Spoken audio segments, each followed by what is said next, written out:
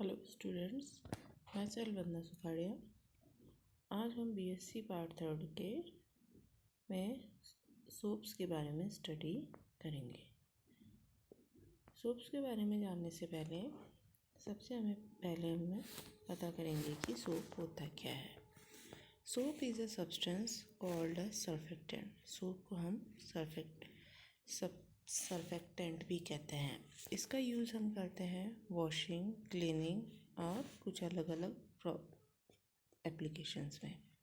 साथ ही में हम डिटर्जेंट के बारे में भी स्टडी करेंगे कि डिटर्जेंट जो होते हैं वो ऐसे सब्सटेंस होते हैं जो सोपी तो होते हैं या नहीं भी हो सकते, लेकिन उनका यूज़ हम क्लीनिंग में करते हैं। इसके अलावा हम देखते हैं कि सोप क्या होते हैं। सोप उच्च वसा अम्लों जैसे स्टीयरिक, पामेटिक, ओलिक, इनके सोडियम या पोटेशियम सॉल्ट होते हैं। जैसा कि इसकी डेफिनेशन से क्लियर है, all soaps and detergents are polar molecule. ये पोलर मॉलिक्यूल होते हैं, यानी कि इसमें दो पोल प्रेजेंट होते हैं, पॉजिटिव और negative, which allow for the cleansing action of dirt in water, जिसका यूज़ हम क्लींजिंग में करते हैं।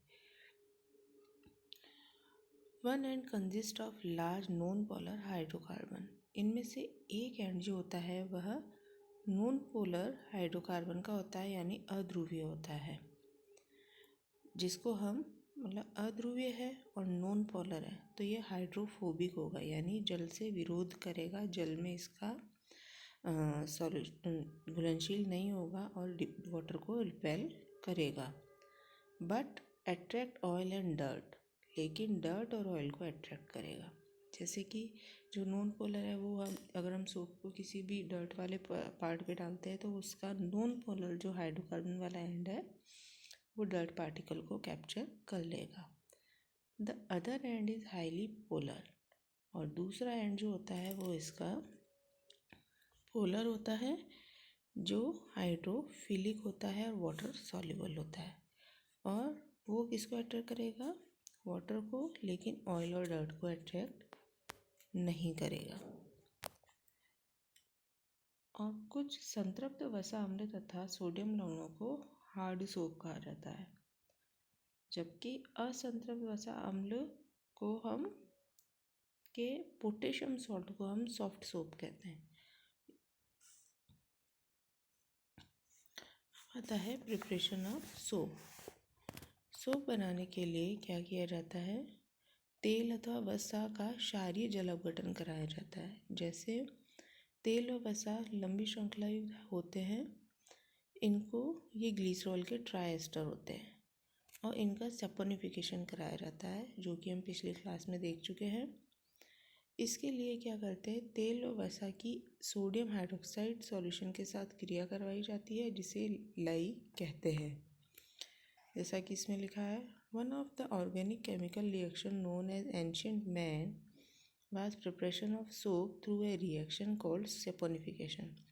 यानी कि पुराने समय में जो सोप बनाने की जो प्रक्रिया काम में ली जाती थी उसको सैपोनिफिकेशन कहा जाता है।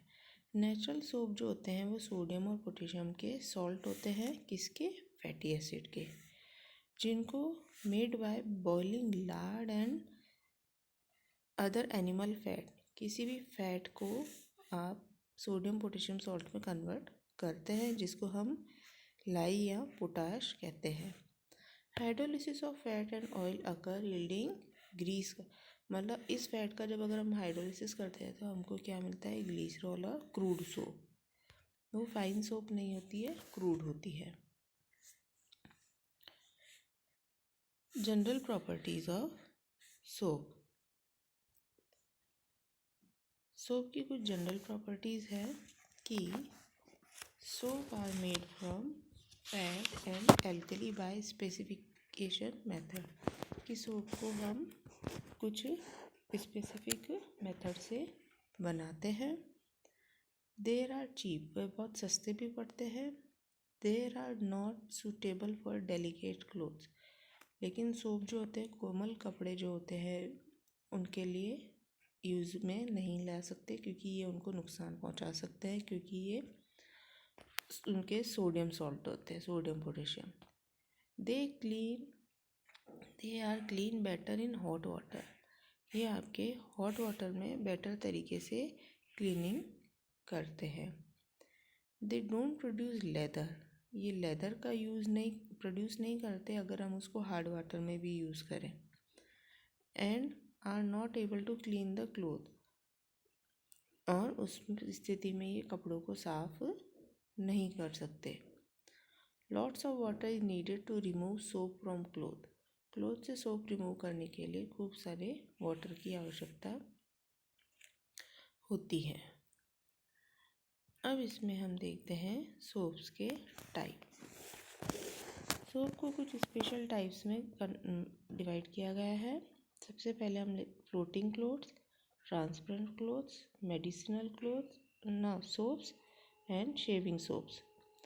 फ्लोटिंग सोप्स जो है वो इनमें क्या होता है, इनमें साबुन बनाने के लिए बहुत सारी वायु को प्रवाहित करते हैं और उसकी वजह से यह क्रीम फेज में आ जाता है। दूसरा आता है ट्रांसपेरेंट सोप। ट्रांसपेरेंट सोप बनाने के लिए इसे अल्कोहल में इसको धोकर विलायक को वाष्पीकृत कर देते हैं और उसमें कुछ मात्रा में ग्लिसरीन भी ऐड किया जाता है।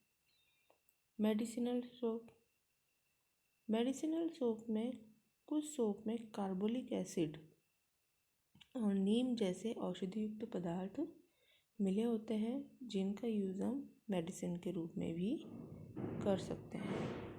थर्ड है शेविंग सोप। ये गोंद व ग्लिसरीन युक्त पोटेशियम स्टीयरेट होते हैं। तो इस तरह से आज की क्लास में हमने सोप्स के बारे में सारी स्टडी की। Thank you.